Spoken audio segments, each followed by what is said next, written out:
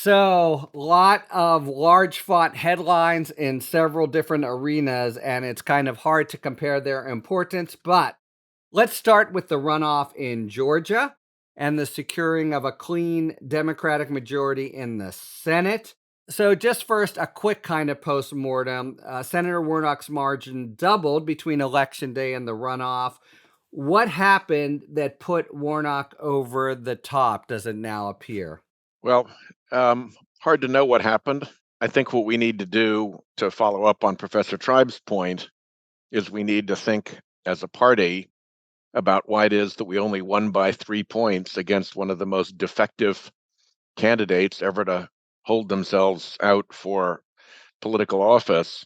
So while everybody's taking a very cheerful victory lap now, Yeah. I think that victory lap may obscure some underlying conditions that we need to address before 2024 when we have a much, much rougher geographic map of races and when the Republicans may favor us with fewer defective candidates. Could I load you up as long as everyone's picking on you? Because you wrote about, 51 makes all kinds of difference. The 51 does really two big things. One has to do with confirmations, which matters a lot in the Judiciary Committee for judges.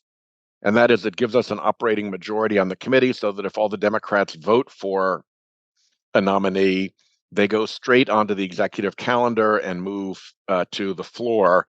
Whereas before, if all the Democrats voted for the individual, but no Republican did, they would come out a tie, and that would require Chuck Schumer to call up a special discharge petition to move them from the committee to the floor, which adds an extra vote. And when you're pressed for voting time, it will make a difference in terms of moving nominees along to judicial positions, particularly.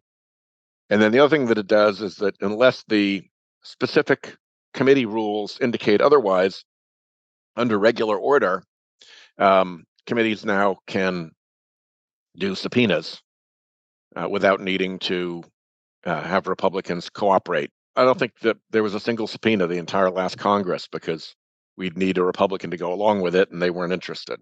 Those seem very tangible. And by the way, just to quickly answer my own question, the one thing that stood out for me is there were 400,000 fewer votes cast in the runoff, which suggested to me that a lot of people who had held their nose and voted for Walker just stayed home. But, we've got Republican rule coming in the House and a promised kind of reign of terror.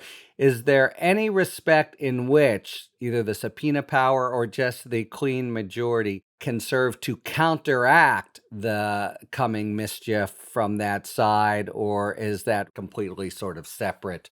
No, I think it's not separate at all. I think if you start from the proposition that I start from, which is that most everything that the Republicans do in Congress, they're being told to do by the big dark money operation that funds them when they are getting preposterous in their behavior. Instead of just having to sit there and take it, we can do our own pushback, including potentially even investigative pushback to try to follow the money and expose the connections that are driving this behavior. There's a very strong connection, I believe, between the dark money forces and what they want and what Republicans end up doing. So they have a real vulnerability that we can look into, and I think we should. I think we should be doing it whether or not they Investigate the misbehave. investigators of the investigators, Exactly. potentially. Right. What is really going on here is the story Yeah. I think we can tell. A story you've been telling really effectively and assiduously for a couple years.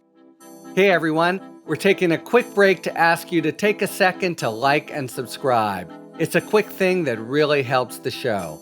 Thanks, and back to the video.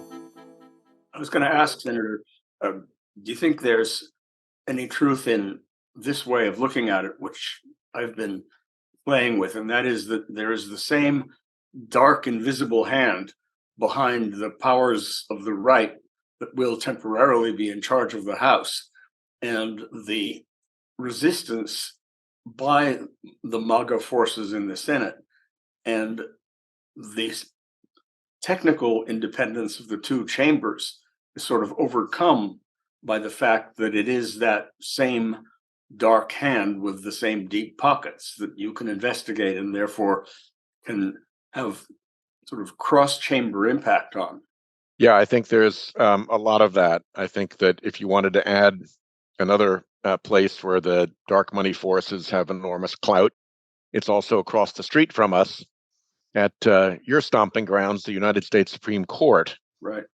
where they're responsible for putting a considerable number of the Supreme Court justices on the court, I would say 5, and give them robust instruction through flotillas of amici curiae whose real sponsors are not disclosed under the Supreme Court rule, and with an astonishing correlation between what the dark money amici want and where the decision actually goes.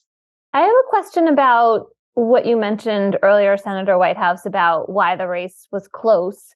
So, I mean, one explanation for that is Georgia often elects Republicans.